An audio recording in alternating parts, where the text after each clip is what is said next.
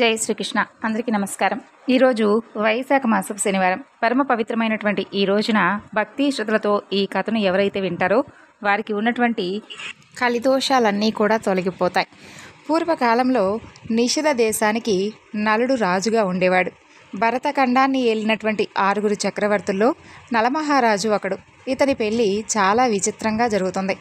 ఒకనాడు నలుడు వనవిహారం చేస్తూ ఉండగా ఒక హంస అతనికి చిక్కుతుంది.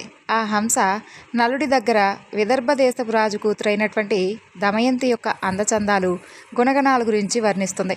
అప్పుడు నలుడు దమయంతిని మోహించే విధంగా ఆ హంస చేస్తుంది. ఆ తర్వాత ఆ హంస విదర్భకు వెళ్ళి నలుడుకు చిక్కినట్లుగానే దమయంతికి కూడా చిక్కి ఆమె దగ్గర నలుడి యొక్క అందచందాలు, గుణగణాలను పొగిడి చెబుతుంది. దమయంతికి కూడా నలుడి మీద మోహం కలుగుతుంది. ఈ హంస రాయబారం ఫలితంగా నలదమయంతులు ఇద్దరూ కూడా ఒకరిని ఒకరు వివాహం చేసుకోవాలని చెప్పి నిశ్చయించుకుంటారు. అంతలో విదర్భ దేశపు రాజు తన కుమార్తె దమయంతికి స్వయంవరం ఏర్పాటు చేస్తాడు. ఆ స్వయంవరాన్ని విని నానా దేశాల రాజులందరూ కూడా బయలుదేరి వస్తారు. ఆఖరకు స్వర్గం నుండి దిక్పాలకులైనటువంటి ఇంద్రుడు, అగ్ని, యముడు, వరుణులు కూడా రథాలెక్కి మరీ వస్తారు. ఇక దమయంతిని చాలా రోజులుగా మోహించినవాడు కాబట్టి నలుడు కూడా రథమెక్కి స్వయంవరానికి బయలుదేరతాడు. అలా వస్తూ ఉండగా దారిలో దిక్పాలకులు నలుడును కలుసుకొని అతన్ని పరీక్షించడానికై ఒక కోరిక చెల్లించమని చెప్పి వేడుకుంటారు. అప్పుడు దమయంతి తమలో ఎవరినైనా వివాహం చేసుకునేందుకు నలుడిని రాయబారంగా వెళ్ళమని చెబుతారు. ఇక మాటిచ్చాడు కాబట్టి నలుడు అందుకు ఒప్పుకొని రహస్యంగా దమయంతి దగ్గరకు వెళ్ళి దిక్పాలకుల కోరిక మేరకు ఆమెను ఆ నలుగురిలో నువ్వు ఎవరిని వివాహం చేసుకుంటావో తెలియజేయమని అడుగుతాడు. కానీ దమయంతి మాత్రం అందుకు అస్సలు ఒప్పుకోదు. ఆమె నలుడిని ప్రేమించింది. స్వయంవరానికి అందరూ వచ్చి కూర్చుంటారు. చేతిలో పూలమాల పట్టుకుని దమయంతి సభలోకి వస్తుంది. ఆచారం ప్రకారం ఒక చెలికత్త ఆమెకు ప్రతి రాజు గురించి వర్ణించడం ప్రారంభించి చెబుతుంది. దమయంతి ఒక్కొక్క రాజును దాటి ముందుకు వస్తూ ఉంటుంది. ఇంతలో ఒక చోట చెలికత్తెకు వరుసగా 5 నలమహారాజులు కనిపిస్తారు. అందులో నిజంగా ఒకడే నలుడు. అయితే మిగిలినటువంటి 4 కూడా ఇంద్రుడు, యముడు, వరుణులు. ఈ 5 చూడగానే దమయంతి దిగ్భ్రామ చెంది నిజమైనటువంటి నలుడిని చూపమని చెప్పి దిక్పాలకులను ప్రార్థిస్తుంది. ఆమె అచంచలమైనటువంటి ప్రేమకు మెచ్చుకుని దిక్పాలకులు తమ యథార్థ స్వరూపాలను ధరిస్తారు. దమయంతి పూలమాలను నలుడి మెడలో వేస్తుంది. కొంతకాలం పాటు నలుడు దమయంతితో సుఖంగా దేశాన్ని పరిపాలిస్తూ ఉంటాడు. కానీ కొంతకాలానికి నలుడు తన యొక్క దాయాది అయినటువంటి పుష్కరుడితో జూదమాడి తన రాజ్యం కోల్పోతాడు.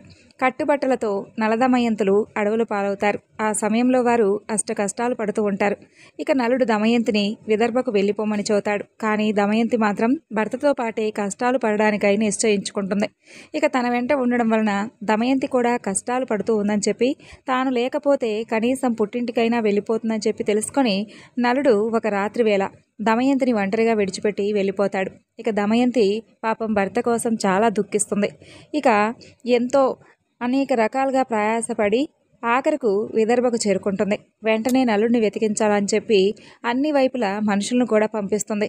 దమయంతిని విడిచిన తర్వాత నలుడు అరణ్యంలో పోతూ ఉండగా అతన్ని ఒక పాము కరుస్తుంది. ఆ విషయానికి అతని శరీరం అంతా కూడా నల్లగా మారిపోతుంది. అతను గుర్తుపట్టలేకుండా మారిపోతాడు. ఈ అవకాశం చూసుకొని నలుడు బాహుకుడు అనేటటువంటి పేరుతో ఋతుపర్ణ మహారాజు దగ్గర వంటవాడిగా చేరతాడు. నలుడు వంట చేయడంలో కూడా నేర్పరి. ఇక నలపాకం, భీమపాకం మాటలు వినే ఉంటారు. దమయంతి పంపిన వారిలో ఒక బ్రాహ్మణుడు ఆ ఋతుపర్ణుడి రాజ్యానికి వస్తాడు. బాహుకుణ్ణి చూస్తాడు. అతను నలుడే అయి ఉంటాడని చెప్పి పసిగడతాడు. ఆ వార్త తీసుకుని వెళ్ళి విదర్భకు చేరుస్తాడు. ఇక బాహుకుడు నలుడో కాదో తెలుసుకోవడం ఎలా? దమయంతి ఒక చక్కని ఉపాయం పన్నుతుంది. నలుడికి అశ్వహృదయం అనే విద్య బాగా తెలుసు. అతను గుర్రాలను వాయువేగంతో తోలగలుగుతాడు. అందువలన కాలవ్యవధి లేకుండా ఋతుపర్ణుణ్ణి విదర్భకు రప్పిస్తే రథాన్ని తోలడానికి నలుడు తప్పకుండా పూనుకుంటాడు. ఈ ఉద్దేశంతో దమయంతిని తాను తిరిగి వివాహం ఆడవచ్చని చెప్పి స్వయంవరానికి రావాల్సిందిగా ఋతుపర్ణుడికి కబురు పంపిస్తుంది. మర్నాడే స్వయంవరం. ఋతుపర్ణుడు ఎక్కడో ఉన్నటువంటి విదర్భకు ఒక్క రోజులో ఎలా వెళ్తాడు? రాజుగారు అలా విచారిస్తూ ఉండడం చూసినటువంటి బాహుకుడు తాను సాధ్యం చేసి ఋతుపర్ణుణ్ణి ఒక్క రోజులో విదర్భకు చేరుస్తానని చెప్పి మాటిస్తాడు. తన భార్య మరొకరిని వివాహం చేసుకుంటుందని చెప్పి తెలుసుకొని నలుడికి పాపం చాలా కష్టంగా అనిపిస్తుంది. ఆ వివాహం చూడటానికే అతను సారథ్యానికి ఒప్పుకుంటాడు. అలా బాహుకుడి యొక్క సారథ్యం వలన ఋతుపర్ణుడు సకాలానికి విదర్భకు చేరుకుంటాడు. కానీ దమయంతి స్వయంవరం అబద్ధమని, బాహుకుడే నలుడని రుజువు చేయడానికే ఈ ఎత్తు వేశాడని ఋతుపర్ణుడు తెలుసుకుంటాడు. ఇంద్రుడి దయవలన నలుడు తన యొక్క పూర్వరూపాన్ని సంపాదిస్తాడు. ఇక పుష్కరుడు ప్రజలను చాలా అన్యాయంగా పరిపాలిస్తూ ఉండడం వలన అతన్ని ప్రజలు చంపేస్తారు. నలుడు విదర్భలో ఉన్నాడని చెప్పి నిషధ దేశ ప్రజలందరూ కూడా అతని దగ్గరకు వచ్చి మరలా ఎప్పటిలాగే రాజ్యం పరిపాలించమని చెప్పి ప్రార్థిస్తారు. అప్పుడు నలుడు వారి కోరిక ప్రకారమై తిరిగి నిషధ దేశానికి రాజై దమయంతితో చిరకాలం సుఖంగా జీవిస్తాడు. ఈ నలదమయంతుల యొక్క కథను ఎవరైతే వింటారో వారికి ఉన్నటువంటి కలిదోషాలన్నీ కూడా తొలగిపోతాయి. ఇక ఈ యొక్క వైశాఖ శనివారం రోజున మరొక చక్కని కథ గురించి తెలుసుకొని స్వామివారి అనుగ్రహాన్ని కూడా పొందుదాం.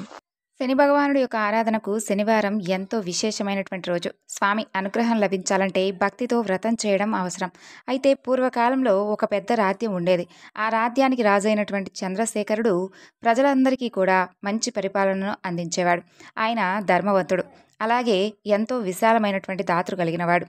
ఆయనకు శనిదశ ప్రారంభమైన తర్వాత రాజ్యంలో కష్టాలు తలెత్తాయి. పండుగలు, ఉత్సవాలు పూర్తిగా తగ్గిపోతాయి. ఇక ఆ తర్వాత కరువు వలన వృక్షాలు ఎండిపోతాయి, నదులు ఎండిపోతాయి. ప్రజలు ఆహారం కోసం ఏ విధంగా అయితే కష్టపడుతూ ఉంటారో ఆ విధమైనటువంటి కరువు కాటకం ఏర్పడుతుంది. ఇక వ్యాపారస్తులకు నష్టం, రైతులకు దిగుబడి తగ్గటం, ఇలా ఈ విధంగా జరుగుతుంది. రాజుకు అతని మంత్రివర్యుడు ఇలా చెబుతాడు, మహారాజా, నీ రాజ్యంలో శని భగవానుడి యొక్క అనుగ్రహం తగ్గిపోయింది. శనిదేవుని అనుమతితోనే రాజ్యం మరలా సుస్థిరంగా ఉంటుంది. కాబట్టి నీవు ఫాల్గుణ శనివార వ్రతాన్ని ఆచరించాలి. అప్పుడు శని అనుగ్రహం లభిస్తుందని చెబుతాడు. అప్పుడు ఆ రాజు ఈ విధంగా చెబుతాడు, శనిదేవుని పూజించే ప్రయత్నం తప్పకుండా నేను ప్రారంభిస్తానని చెప్పి ప్రారంభిస్తాడు. ఇక ఆ తరువాత దేవుడి యొక్క విగ్రహం ప్రతిష్ఠిస్తాడు. శనివారం ఉపవాసం ఆచరిస్తాడు. నువ్వుల నూనెతో దీపారాధన చేస్తాడు. నువ్వులు నైవేద్యంగా సమర్పిస్తాడు. బ్రాహ్మణులకు గోసేవ చేస్తాడు. తర్వాత ఆ రాజు చక్కగా ప్రజలందరికీ కూడా శనిదేవుడి యొక్క వ్రతాన్ని చేయమని చెప్పి చెబుతాడు. ఇక ఆ రాజు వ్రతం మొదలుపెట్టిన కొద్ది రోజుల్లోనే ఆ రాజ్యం మొత్తం సుస్థిరంగా ఉంటుంది. వర్షాలు బాగా కురుస్తాయి. పంటలు బాగా సమృద్ధిగా పండుతాయి. అదేవిధంగా వ్యాపారాలు కూడా బాగా అభివృద్ధి చెందుతాయి. ఈ అద్భుతాన్ని చూసినటువంటి ఆ రాజు శనిదేవుణ్ణి ఆరాధనను మరింత ఉత్సాహంగా నిర్వహించడం మొదలుపెడతాడు. ఇక మరొక వైపు ఒక పేద బ్రాహ్మణుడు తన భార్యతో కలిసి జీవనం సాగించేవాడు. అతని పేరు హరిదాసు. అయితే అతను నిజాయితీగా జీవిస్తూ ఉండేవాడు. కానీ ఎప్పుడూ కూడా ఆర్థికంగా స్థిరంగా ఉండేవాడు కాదు. అయితే అతనికి తినడానికి సరైనటువంటి భోజనం కూడా దొరకడం లేదు. అతని భార్య ఈ యొక్క దారుణ పరిస్థితికి కారణం అనేది అంతా కూడా శనిదోషమే అని చెప్పి భావిస్తుంది. ఇక ఆమె ఒక వృద్ధ సన్యాసిని కలిసి పాల్గొన శనివార వ్రతం గురించి తెలుసుకుంటుంది. ఇక భార్యాభర్తలు ఇద్దరూ కూడా పాల్గొన శనివారం నాడు ఉపవాసం చేసేందుకు నిర్ణయించుకుంటారు. ఆ బ్రాహ్మణుడు ఎంతో పట్టుదలగా చక్కగా వ్రతాన్ని ఆచరించసాగాడు. ఆరంభంలో కష్టాలు పెరుగుతాయి. మొదటి శనివారం వ్రతం చేసిన తర్వాత అతనికి మరిన్ని కష్టాలు వస్తాయి. రెండవ శనివారానికి తన ఇంట్లో ఉన్నటువంటి కొద్దిపాటి ఆస్తి కూడా పోతుంది. భార్య ఊహించిందే జరుగుతుంది. ఇక శనిదేవుని యొక్క శక్తి పరీక్ష ఇదంతా కూడా ఆయనే చేస్తున్నాడని చెప్పి భయపడవలసినటువంటి అవసరం లేదు. ఇంకా భక్తితో శనివారాల వ్రతం ఆచరించమని చెబుతుంది. అలా వారు పట్టు వదలకుండా ప్రతి శనివారం కూడా శని భగవానుని యొక్క ఆరాధన కొనసాగిస్తూ ఉంటారు. ఒక శనివారం నాడు శని భగవానుడు కలలో కనిపించి ఒక మంత్రదండనం వారికి చెబుతారు. ఇక ఆ బ్రాహ్మణుడు చక్కగా తరువాత శనివారం నాడు ఆ మంత్రదండం పఠించగా అతనికి ధనధాన్యాలు సమృద్ధిగా ఉంటాయి. అయితే ఒక శనివారం నాడు ఒక వృద్ధ దంపతులు వారింటికి వస్తారు. ఆకలిగా ఉంది, భోజనం పెట్టమని అడుగుతారు. అయితే ఆ దంపతులు స్వయంగా శని భగవానుడే వారిని ఈ విధంగా మా ఇంటికి పంపించి ఉంటారని చెప్పి భావిస్తారు. ఇక వారికి భోజనం పెడతారు. ఇక శని భగవానుడే పంపించారని చెప్పి తెలుసుకొని మరింత భక్తితో పూజిస్తారు. ఇక ఆ శనిదేవుడు అనుగ్రహం వీరిపై మొదలవుతుంది. అఖండ ఐశ్వర్యం నెలకొంటుంది. ఆ రాజు కూడా ఈ వ్రతం చేయడం వలన రాజ్యంలో ఐశ్వర్యం పెరిగింది అని చెప్పి భావిస్తాడు. ప్రజలందరూ కూడా శనిదేవుని యొక్క కృపతో సంతోషంగా జీవించారు. పాల్గొన శనివారం యొక్క వ్రతాన్ని ఎవరైతే ప్రతి శనివారం ఉదయమే నిత్యకర్మలు ముగించుకొని శనిదేవుని ధ్యానం చేస్తారో వారందరికీ కూడా ఓం శనేశ్వరాయ నమః అనే మంత్రాన్ని 108 సార్లు ఎవరైతే జపిస్తారో వారందరికీ కూడా శని భగవానుడి యొక్క అనుగ్రహం సంపూర్ణంగా ఉంటుంది. నువ్వులతో శనిదేవుణ్ణి పూజించాలి. నువ్వుల నూనె దీపం వెలిగించాలి. బ్రాహ్మణులకు పేదవారికి దానంగా ఇవ్వాలి. సాయంత్రం ఉపవాసం విరమించి నువ్వుల పాయసం చేసి నువ్వుల అన్నము లేదంటే నువ్వులతో ఏదైనా కానీ స్వామివారికి నైవేద్యంగా సమర్పించాలి. ఇలా చేయడం వల్ల శనిదేవుని యొక్క అనుగ్రహం లభిస్తుంది. కష్టాలు తొలగిపోతాయి. శని దోషం తగ్గిపోతుంది. ధనధాన్య సంపద చక్కగా పెరుగుతుంది. కుటుంబంలో శాంతి నెలకొంటుంది. కర్మ ఫలితాలు సత్వరంగా లభిస్తాయి. ఈ వ్రతాన్ని భక్తితో చేయడం వల్ల శనిదేవుని అనుగ్రహం లభించి ఐశ్వర్యం ఆనందం కలుగుతుంది. శనివారం వెంకటేశ్వర స్వామి వారికి ఎంతో ఇష్టమైనటువంటి రోజు. ఈరోజు ఎవరైతే పరమ పవిత్రమైనటువంటి ఈ కథను భక్తి శ్రద్ధతో వింటారో తెలిసి కానీ తెలియక కానీ పాపాలు చేస్తే అవన్నీ కూడా బూడిదైపోతాయి. తిరుపతి మహాక్షేత్రానికి సమీపంలో ఒక పల్లెలో భీముడు అని ఒక కుమ్మరి కులస్తుడు ఉండేవాడు. అతను కడుపేదవాడు. కుండలను తయారు చేసుకుంటూ వాటిని నమ్ముకొని జీవిస్తూ ఉండేవాడు. అతనికి స్వామివారిపై చాలా ఎక్కువ భక్తి ఉండేది. చిరకాలము కూడా భగవంతుని పూజిస్తూ ఉండాలి అనేది అతని కోరిక. అయితే అతని పరిస్థితుల వలన అతనికి ఎప్పుడూ కూడా అంటే కుటుంబ పరిస్థితుల వలన భగవంతుని పూజించేటటువంటి అవకాశం ఎప్పుడూ కూడా ఉండేది కాదు. అయితే అందువలన తాను కుండలను తయారు చేసేటటువంటి ప్రదేశంలోనే స్వామివారి ఒక ప్రతిమను ఉంచుతాడు. సారెపై కుండలను తయారు చేస్తూ ఉన్నప్పుడు తన చేతికి అంటినటువంటి మట్టిని పుష్పంగా చేసి భక్తితో స్వామివారి ప్రతిమ వద్ద ఉంచుతూ ఉండేవాడు ప్రతిరోజు కూడా. అది అతనికి నిత్యకృత్యంగా మారిపోతుంది. అయితే అదే ప్రాంతాన్ని పరిపాలించేటటువంటి రాజు తొండమానుడు. తొండమానుడు కూడా వెంకటేశ్వర స్వామివారి యందు ఎంతో భక్తి కలవాడు. అతను ప్రతిరోజు కూడా వెంకటాచలానికి వెళ్ళి స్వామివారిని బంగారు పుష్పాలతో అర్చిస్తూ ఉండేవాడు. కొంతకాలానికి అతనిలో అహంకారం పొడసూపుతుంది. ఆ పక్క రోజు అతను పూజ చేసేందుకై ఉద్యుక్తుడు కాగా తాను నిన్న పూజించినటువంటి బంగారు పుష్పాల స్థానంలో మట్టి పుష్పాలు స్వామివారి వద్ద కనిపిస్తాయి. అందుకు కారణమేమిటనేది తొండమానుడికి అర్థం కాదు. అయితే అర్చకులు తానుంచినటువంటి బంగారు పుష్పాలను ఏమైనా అపహరించి మట్టి పుష్పాలను ఇక్కడ ఉంచుతున్నారా అనే అనుమానం అతనికి కలుగుతుంది. తన భటులను కాపలాగా ఉంచుతాడు. రాజు ఎన్ని విధాలుగా ప్రయత్నించినప్పటికీ కూడా బంగారు పుష్పాల స్థానంలో మట్టి పుష్పాలే స్వామివారి వద్ద కనిపిస్తూ ఉండేవి. అయితే ఆ మహారాజుకు రోజురోజుకు మానసిక వ్యధ పెరిగిపోతుంది. చింతాపీడితుడై ఉన్నటువంటి అతనికి వెంకటేశ్వర స్వామివారి కలలో కనిపించి, ఓ రాజా, నీకు సమీప గ్రామంలో భీముడు అనేటటువంటి కుమ్మరి కులస్తుడు ఉన్నాడు. అతను కుండలు చేసుకుంటూ ఉంటాడు. నా స్మరణ చేసుకుంటూ నా ధ్యానాన్ని ఎప్పుడూ కూడా విడిచిపెట్టనటువంటి మహాభక్తుడు. అతని భక్తి ప్రభావం వలన అతను ఉంచినటువంటి మట్టి పుష్పాలు ఇక్కడ నా సన్నిధానమును చేరుకుంటున్నాయి. నువ్వు ఉంచినటువంటి బంగారు పుష్పాలు అతడు ఉంచినటువంటి పూల ముందు నిలవలేక అదృశ్యం అయిపోతున్నాయి. భక్తిలో అతను నీకంటే ఉత్తముడు, విచారించవద్దు అంటూ ఊరడిస్తాడు. తనను మించినటువంటి భక్తుడు ఇంకొకడు ఉన్నాడని స్వామివారు చెప్పినటువంటి మాటలు ఎలాగైనా సరే తెలుసుకోవాలని వెంకటాచలానికి సమీపంలో ఉన్నటువంటి పల్లెల్లో భటులతో కలిసి తిరుగుతూ ఉంటాడు ఆ రాజు. అలా ఒక పల్లెలో సారెపై కుండ నుంచి తిప్పుతూ చేతికంటినటువంటి మట్టిని పుష్పంగా చేసి సమీపంలో ఉన్నటువంటి వెంకటేశ్వర స్వామివారి యొక్క ప్రతిమకు సమర్పిస్తూ ఉన్నటువంటి భీముణ్ణి చూసి ఆ రాజు ఆశ్చర్యపోతాడు. ఇక ఆ రాజు భీముణ్ణి సమీపించి, ఓయి, నీవు స్వామిని మట్టి పుష్పాలతో పూజిస్తున్నావేమిటి? నీకు పూజకు పుష్పాలు దొరకడం లేదా అని అడుగుతాడు. అందుకు ఆ భీముడు రాజుకు నమస్కరించి, రాజా, మీ వంటి వారు మా దగ్గరకు వచ్చుటయే నా అదృష్టం. నా ఇల్లు పావనమైనది. నేను చదువు రానటువంటి మూర్ఖుడను. స్వామివారిని పూజించడం ఎలాగో తెలియని వాడును, దరిద్రుడను. కుండలు తయారు చేయకపోతే నా కుటుంబం గడవదు. కాబట్టి నేను ఉదయం నుండి సాయంకాలం వరకు కుండలను చేయక తప్పదు. చేతికి అంటినటువంటి మట్టినే పుష్పంగా చేసి ఇలా స్వామివారికి సమర్పించుకుంటూ ఉంటాను అని వివరిస్తాడు. అప్పుడు అతని మాటలు విన్నటువంటి రాజు ఎంతో ఆశ్చర్యపోతాడు. అతని భక్తికి మెచ్చి అతనికి నమస్కరించి తిరిగి తన రాజ్యానికి వెళ్ళిపోతాడు. ఆ తరువాత కొంతకాలానికి భీముడు సశరీరంగా వైకుంఠాన్ని చేరుకుంటాడు. వెంకటేశ్వర స్వామివారు భీముడి భక్తికి మెచ్చి ఇక నుండి నా ఉదయం ప్రసాదం మట్టి పాత్రలో నివేదించాలని చెప్పి తొండమాన్ మహారాజుకు కలలో కనిపించి చెబుతాడు.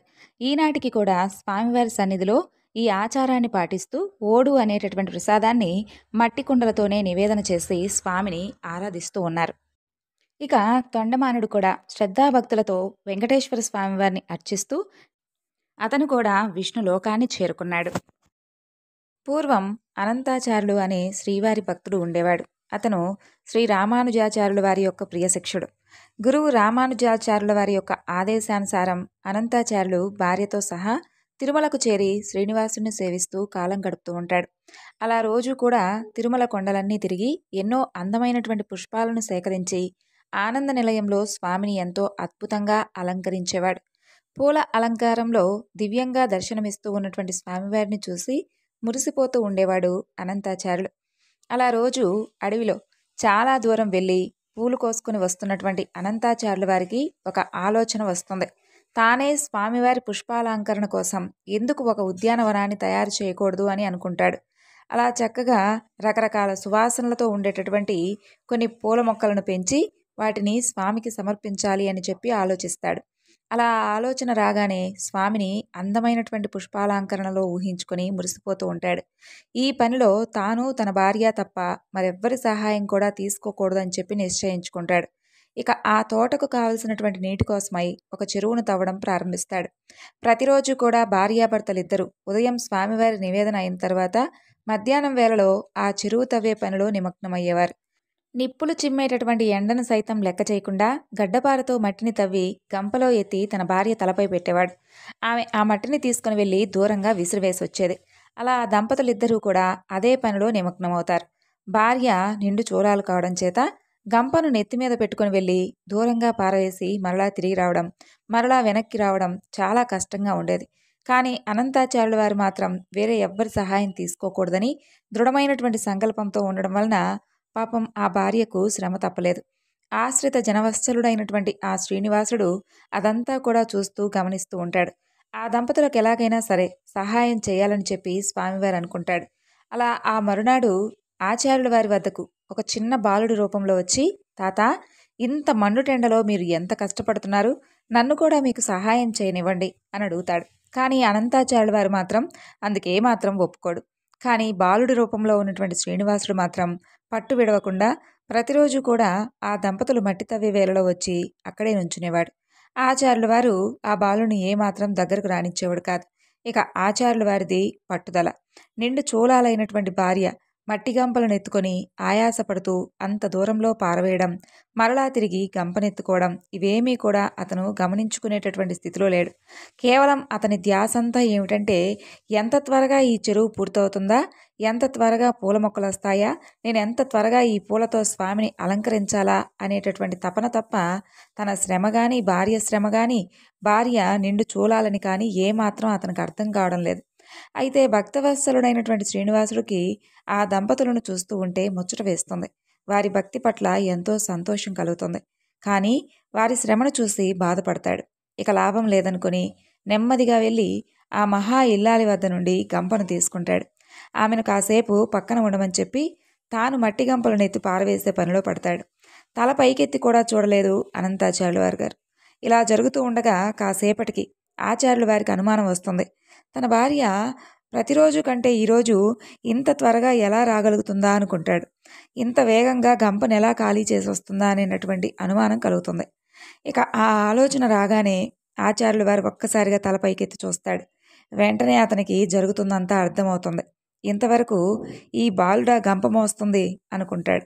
అంతే, ఆచార్యుల వారికి విపరీతమైనటువంటి కోపం వస్తుంది. ఎంత వద్దని చెబుతున్నా వినకుండా భార్య నుండి గంపను తీసుకున్నందుకు ఆ బాలుడిపై విపరీతమైనటువంటి కోపం పెంచుకుంటాడు. ఒక్కసారిగా తన చేతిలో ఉన్నటువంటి గడ్డపారను పైకెత్తి ఎందుకు ఈ విధంగా చేశావని కోపంగా అడుగుతాడు. ఇక ఆ బాలుడు చిరునవ్వుతో ఒక్కసారిగా అక్కడి నుండి పరుగులు అందించుకుంటాడు. సమాధానం కూడా చెప్పకుండా ఆ విధంగా ఆ బాలుడు వెళ్ళిపోవడం ఆచార్యుల వారికి మరింతగా కోపం తెప్పించేలా చేస్తుంది. ఆవేశంతో ఊగిపోతూ ఆచార్యుల వారు గడ్డపారతో ఆ బాలుడు వెంటపడతాడు. కనపడినట్లే కనపడి ఇట్టే మాయమైపోతాడు ఆ బాలుడు. ఇక ఆచార్యుల వారికి మరింతగా కోపం పెరిగి ఆ చేతిలో ఉన్నటువంటి గడ్డపారను బాలుడి పైకి విసురుతాడు. ఆ విసురుకి గడ్డపార బాలుడి గడ్డానికి తగిలి రక్తం కారుతుంది. మరలా మాయమైపోతాడు ఆ బాలుడు. ఆ బాలుడికి దెబ్బ తగలడంతో కొంచెం శంకించినటువంటి ఆచార్యుల వారు మరలా కనపడకుండా పోతాడా అనుకుని వెనుతిరిగి వెళ్ళిపోతాడు. అయితే ఆ రోజు సాయంకాలం ఆలయంలో ప్రవేశించినటువంటి అనంతాచార్యుల వారికి ఆలయంలో కొంతమంది అర్చకులు ఏదో చర్చించుకోవడం కనిపిస్తుంది. అందరి ముఖాలలో ఆందోళన నిండి ఉండడం గమనిస్తాడు. అందుకు కారణం ఏమిటా అని ఒక అర్చకుల వారిని అడుగుతాడు. ఆనంద నిలయంలోకి తీసుకుని వెళ్ళి స్వామివారి విగ్రహాన్ని చూపిస్తారు ఆ అర్చకులు. అంతే, అక్కడ ఉన్నటువంటి దృశ్యం చూసినటువంటి ఆచార్యుల వారి నోటకు మాట రాదు. శ్రీనివాసుని దివ్యమంగళ విగ్రహం చుబుకంపై గాయమై ఉంటుంది. దారగా కారుతూ ఉన్నటువంటి రక్తం కనిపిస్తుంది. ఆ దృశ్యం చూసినటువంటి అనంతాచార్యుల వారికి జరిగిందంతా కూడా పూర్తిగా అర్థమవుతుంది. స్వామి, ఎంత అపరాధం చేశానయ్యా, వచ్చింది సాక్షాత్తు నువ్వేనని తెలియక ఎంత అపరాధం చేశాను తండ్రి, ఆపద్బాంధవ నన్ను క్షమించు తండ్రి అంటూ స్వామివారిని అర్థిస్తాడు. జరిగిందంతా తెలుసుకొని అక్కడ ఉన్నటువంటి ఆచార్య పురుషులందరూ కూడా ఆశ్చర్యపోతారు. అంతలో శ్రీనివాసుడు ఒక ఆచార్యుడి ద్వారా ఇలా పలుకుతాడు. ఓయి అనంతాచార్య, ఇదంతా కూడా నేను ఆడినటువంటి నాటకం. నీ భక్తి తత్పరతను ఈ లోకానికి చాటాలని ఈ విధంగా చేశాను. నేను చేసినటువంటి లీలా విశేషమే ఇదంతా. నా చుబుకంపై ఈ గాయానికి గుర్తుగా మాయనటువంటి మచ్చ ఏర్పడుతుంది. ఆ చుక్కపై ఈ రోజు నుండి పచ్చకర్పూరపు చుక్కను అలంకరించుకొని భక్తులందరినీ కూడా ఆనందింపచేస్తూ ఉంటాను అని చెబుతాడు స్వామి. ఇక అనంతాచార్యుల వారి జీవితం ధన్యమవుతుంది. ఇక లక్ష్మీనారాయణులకు ఆ పూల తోట ఎంతో ప్రాణప్రదంగా మారిపోతుంది. ఎంతో అద్భుతమైనటువంటి పూల మొక్కలతో, తీగలతో, రకరకాలైనటువంటి దివ్య పుష్పాలతో, ప్రకృతి సౌందర్యం మొత్తానికి కూడా అద్దం పట్టేలాగా ఉండేటటువంటి ఆ తోటలో విహరించాలని చెప్పి మహాలక్ష్మీదేవికైతే అత్యంత ప్రీతికరంగా మారిపోతుంది. అలా వారిరువురూ కూడా ప్రతిరోజు రాత్రి వేళల్లో జగన్మాత తన నాదుడు తోడురాగా ఆ వనంలో విహరిస్తూ ఆటపాటలాడుతూ మైమరిచిపోతూ ఉండేది. అనంతాచార్యుల వారు ఎంతో ప్రేమతో ఎన్నో అందమైనటువంటి పూల మొక్కలను ఎక్కడెక్కడి నుండో తీసుకునొచ్చి పెంచుతూ ఉంటాడు. రాత్రి వేళల్లో జగన్మాత ప్రతి పూల మొక్క చెంత నిల్చొని ఆ పుష్పాల అందాన్ని చూసి మురిసిపోతూ ఉండేది. ఇక అనంతాచార్యుల వారైతే ప్రతిరోజు కూడా ఆ పుష్పాన్ని తీసుకుని వెళ్ళి ఆనంద నిలయంలో స్వామివారికి సమర్పించేవాడు. ఇక అర్చకులు ఆ పూలతో స్వామివారిని ఎంతో చక్కగా, అలాగే స్వామివారి హృదయలక్ష్మిని కూడా ఎంతో దివ్యంగా అలంకరించేవారు. ఆ యొక్క పుష్పాలంకరణలో స్వామివారు మరింతగా అత్యంత రమణీయంగా భక్తులకు దర్శనమిచ్చేవాడు. ఇక జగన్మాత అనంతాచార్యుల వారి యొక్క పుష్ప కైంకర్యానికి ఎంతో సంతోషించి అతన్ని ఎలాగైనా సరే కనికరించాలి అని చెప్పి అనుకుంటుంది. స్వామివారితో కలిసి, స్వామి, అనంతాచార్యుల వారు మనకెంతో ప్రియభక్తులు కదా, అతనిపై దివ్యానుగ్రహాన్ని కురిపించడం మన ధర్మం కదా అని అడుగుతుంది. అప్పుడు స్వామివారు, ఓ ప్రియసఖి, నీకు నీ బిడ్డలంటే ఎంత అనురాగం, ఎంత ఆప్యాయత, అతన్ని తప్పకుండా కరుణించి అనుగ్రహిద్దాం, సరేనా అంటాడు. అలా రోజులాగే ఆ రాత్రి కూడా మహాలక్ష్మీదేవి, శ్రీనివాసుడు ఉద్యానవనమంతా కూడా విహరించి ఒకచోట అద్భుతమైనటువంటి గులాబీ పూల మొక్కలు కనిపించగా వాటి సౌందర్యానికి ముగ్ధురాలై నిలుచుంటుంది అమ్మవారు. అప్పుడు స్వామివారు 2 గులాబీ పూలను తెంపి తన ప్రియసఖి అయినటువంటి మహాలక్ష్మీదేవి సిగను అలంకరిస్తాడు. జగన్మాత పులకరించిపోతుంది.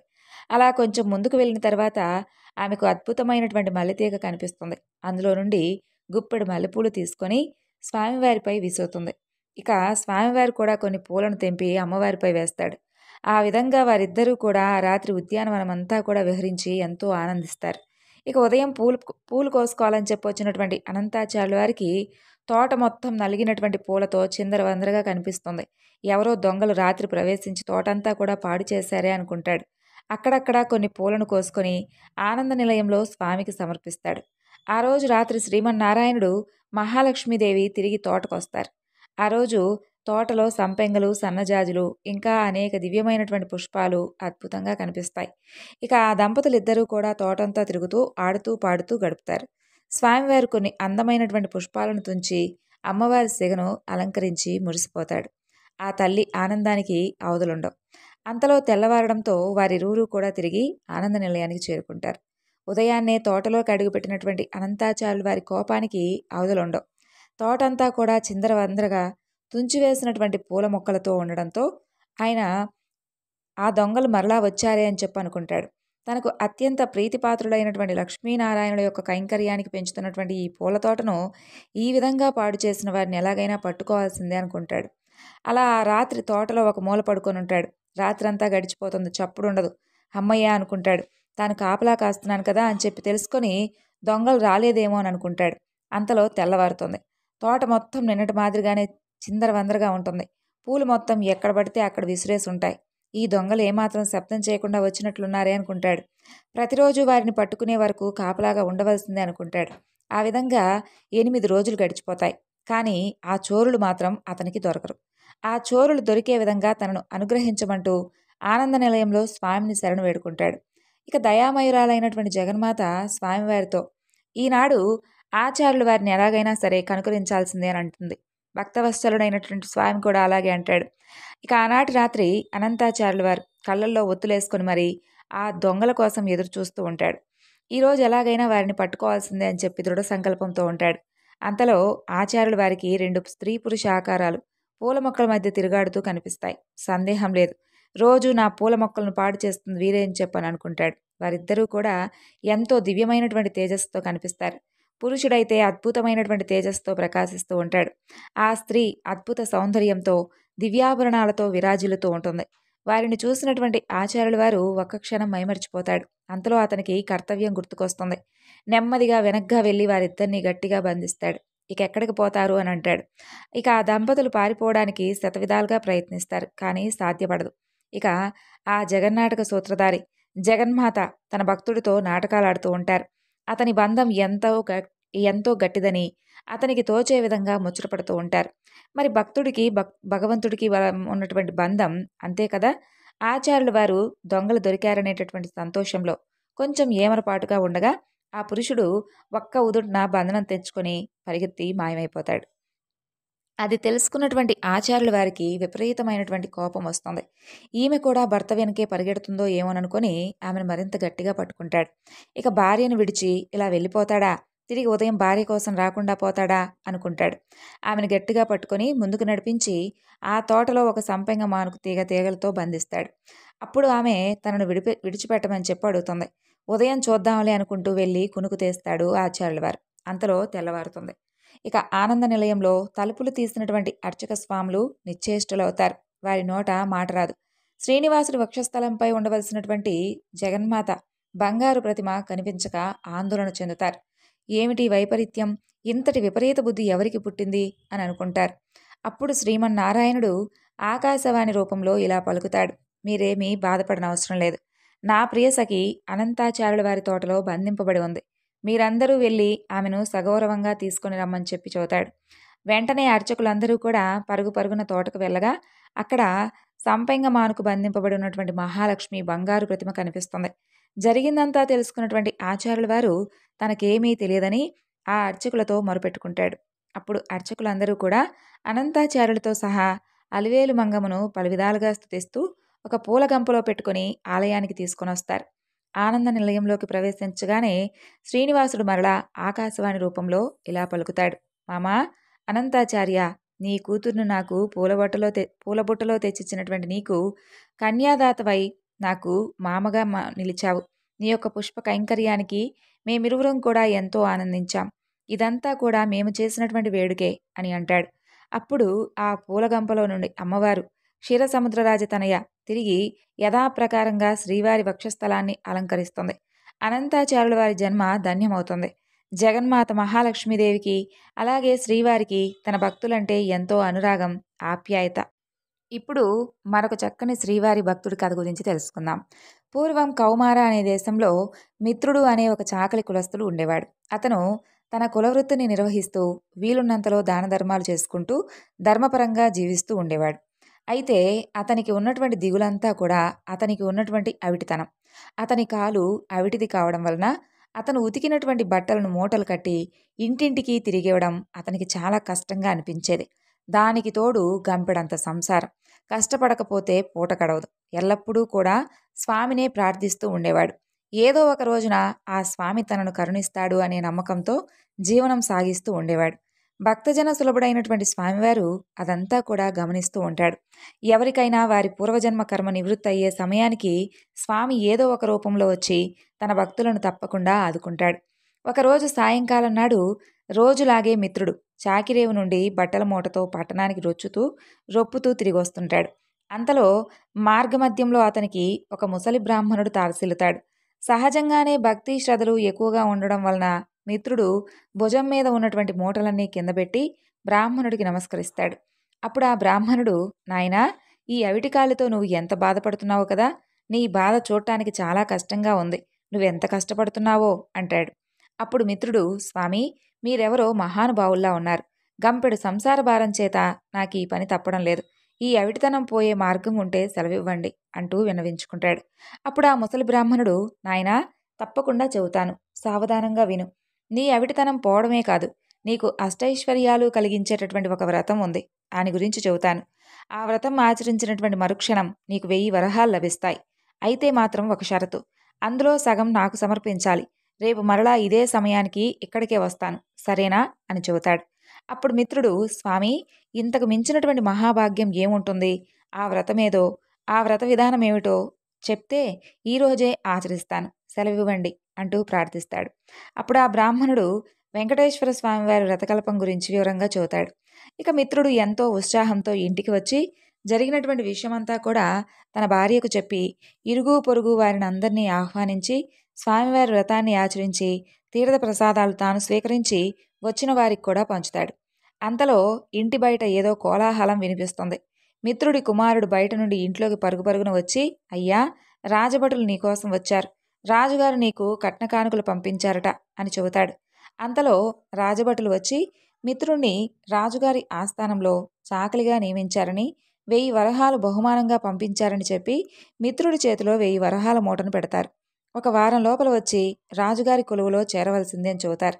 మిత్రుడి ఆనందానికి అవధులుండవు. వారం దాకా ఎందుకు, రేపే వెళ్ళాలనుకుంటూ మూటాముల్లా సర్దుకొని మరుసటి రోజు తెల్లవారుజామునే ప్రయాణమవుతాడు. అయితే ఆ ఆనందంలో ఆ ముసలి బ్రాహ్మణుడికి ఇచ్చినటువంటి మాట గురించి మర్చిపోతాడు. దారి మధ్యలో అతనికి గుర్తుకొస్తుంది. అయితే అలా గుర్తుకురాగా, ఏముందిలే, ఒక నెల తర్వాత కలవచ్చులే అనుకుంటాడు. వెళ్ళి రాజుగారి ఆస్థానంలో చేరుతాడు. రోజులు నెలలు గడిచిపోతూ ఉంటాయి.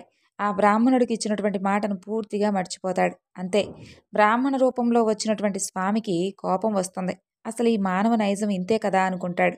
తన మహత్యం ఏమిటో తెలియజేయాలని చెప్పి నిర్ణయించుకుంటాడు. మర్నాడే రాజుగారి ఆస్థానంలో రాణిగారి నగలు మాయమైపోతాయి. ఆ అభాండం ఈ మిత్రుడి మీద పడుతుంది. మిత్రుడికి కఠిన కారాగార శిక్ష పడుతుంది.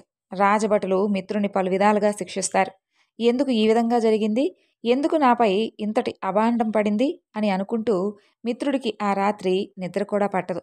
ఇక ఆ రాత్రి స్వామివారి కలలో కనిపించి, వృద్ధ బ్రాహ్మణుడి రూపంలో నీ దగ్గరకు వచ్చింది నేనేనని, నాకిచ్చినటువంటి మాటను నిలబెట్టుకోకపోవడం వల్లనే ఈ విధంగా జరిగింది అని చెబుతాడు.